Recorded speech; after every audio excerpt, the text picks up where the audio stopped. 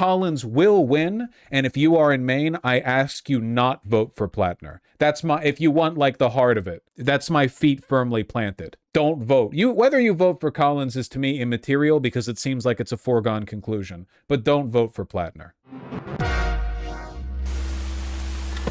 Are we allowed to be conspiratorial about the timing of these allegations? Nope. There's nothing suspicious about them. Nothing about the timing of the allegations suggests impropriety or dishonesty on the part of the accuser. If Platner stays in regardless of what we do we just MAGA it out and hope for like a 10-vote victory margin over Collins? No, I'm rooting against Platner now. I don't want a rapist to win. I think that it's damaging to the spirit and morale. Leaving aside the moral qualms at the face of things, I think it's politically damaging, the kind of whip cracking you would have to do to convince people to vote for, I mean, very possibly like a serial rapist, depending on what the next allegation is. You listen, not everything is raw utilitarian calculus. You're not God playing with an abacus from the sky. You have to have conversations with real people. And the damage it would do to the progressive political movement for the mainstream political line to be just vote for the rapist, he's better than the alternative, is greater than whatever benefit we would have from having a slim majority in the Senate. Like, that's just the straight facts of it. It's not even talking about, like, the moral qualms of voting for him in the first place. I'm just saying that in a practical political sense, you do more damage to the progressive movement by making him part of the tent. I'm sorry. That accusation's really bad, man. We're not talking about, like, ambiguous consent situation. We're not talking about a he said, she said. We're not talking about I froze up, but I didn't say no, but he kept going anyway. We're talking about, like, a very straightforward breaking, entering, and rape. That's like, I don't mean to, like, sound, like callous or anything, but it's like the kind of rape it's like a textbook rape.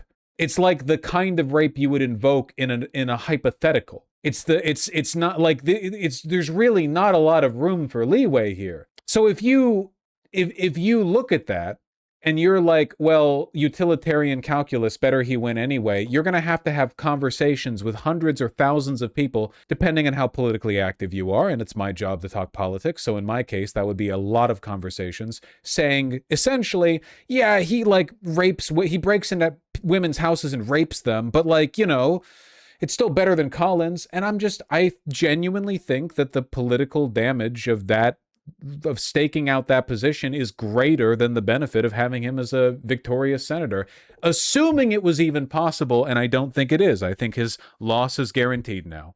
So, no, I'm not harming the social fabric with my with my sort of indifference here. I'm staking out a position. Collins will win, and if you are in Maine, I ask you not vote for Platner. That's my, if you want, like, the heart of it. That's my feet firmly planted. Don't vote. Whether you vote for Collins is to me immaterial because it seems like it's a foregone conclusion. But don't vote for Platner. Just leave the box blank. Leave the box blank. The loss is sad, but it already happened. That's a good way of thinking about it. Just don't vote. A low voter turnout for the Senate, relative to how many people turned up in the primaries, will send the message that we expect to be sent. Just don't vote for the Senate seat. Sure, show up and vote down ballot, but don't vote for Platner.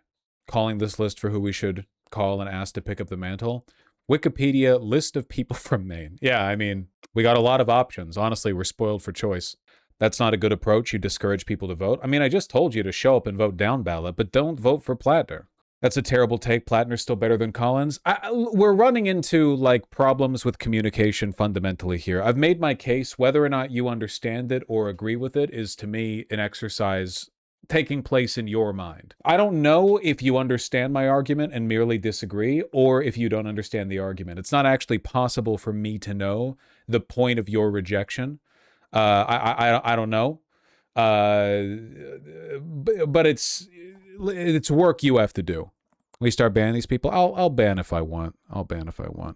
We start banning rape apologists, please. I ban anyone I want to. It's my discretion. Right now we're talking. Maybe later I get tired of it and it's just an insta ban. It's going to end up being an insta ban. Let the mods ride, please.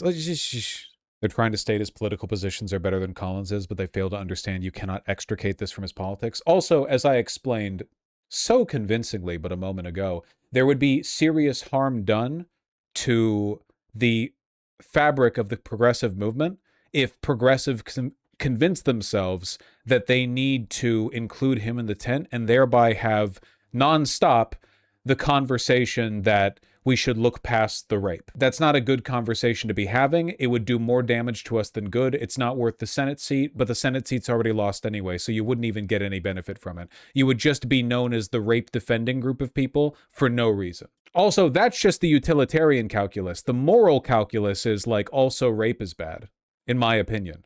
So shush. We're going to end up seeing what that second set of allegations is, you know? Anyone who's ever knocked doors knows it'd be impossible to canvass for the guy. Every conversation will start, oh, the rapist. Yeah, literally. Like, yeah, people who think that you can just work past this are so fucking online brained. You have no idea what it's actually like to run a campaign or canvass for one. The idea that, like, you can just, well, the abacus says it's 1% better if the rapist wins rather than the Zionist. So, like, it just doesn't work like that in real life. I think we have to be seriously skeptical of vets, especially GYOT vets going for it. Dog, I've always been skeptical of that. I've been pretty clear in my position on this in the past. My position is merely I don't think being a veteran should be fundamentally like first order disqualifying from being a part of the progressive movement because that's a ticket to losing quickly. But yeah, no, I'm not exactly a hardline supporter of the idea that military service makes you more legitimate. I'm seeing the streets are saying that the next most viable candidate to replace Graham Platner, assuming he drops out quickly, would be Troy Jackson, the Bernie-backed gubernatorial candidate who narrowly lost the race for the nomination. Yes, I'm mildly familiar with this person. If it's gonna be anyone, Troy is virtually the same politics. Back Troy Jackson. Platner's volunteer Discord server is calling for him to drop out. Platner needs to drop the fuck out immediately. The longer he draws this out, the more damage he's going to do. He needs to drop out fucking negative, like instantly. We already have like very, very, very, very bad odds on this, but they're only going to get worse over time. He has until Monday. He better fuck. If he's really leveraging his ability to drop out in favor of them not dropping the Afghanistan story, I'm going to lose my fucking mind. Risking blowing up even the potential for a comeback in the Maine Senate election because he doesn't want the info getting out that he and his fucking unit were raping children back in Iraq. Jesus Christ. What a fucking piece of shit, dude. I always knew he was being performative with that vocal fry. I fucking called it. I always knew that vocal fry was fake. Now Politico confirms my suspicion. Leftist day being too early? Not this one. No. I mean, sure, some leftists have been some degree of suspicious, including myself, but we supported Platner over Collins. Turns out Platner was a worse person than we thought. Now we change. That's it. The highest standard you can hold yourself to right now is to adjust your beliefs in proportion with the evidence, and the evidence right now is not looking very good for Platner. He needs to get the fuck out. Why would you even run for office with so much shit in your past? Dog, he has a Nazi tattoo. He enlisted as a mercenary in Iraq, and he broke into a woman's house and raped her, then passed out on her bed. So I'm just gonna roll the dice on a guess on this one and say poor judgment.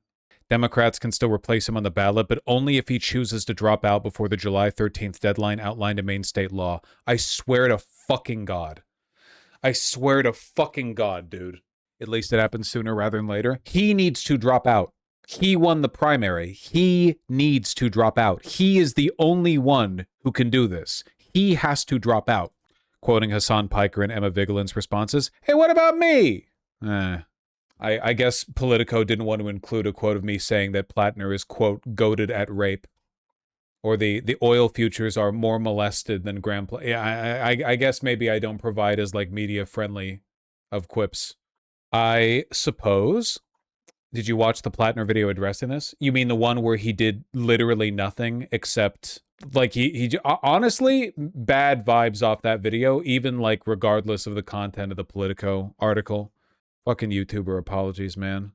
Cenk Uyghur's not buying it. Gotcha. Well, it's not like he's credible anymore. He's calling the accusations an Israeli psyop right now. Yeah, no. This isn't going to land with anyone.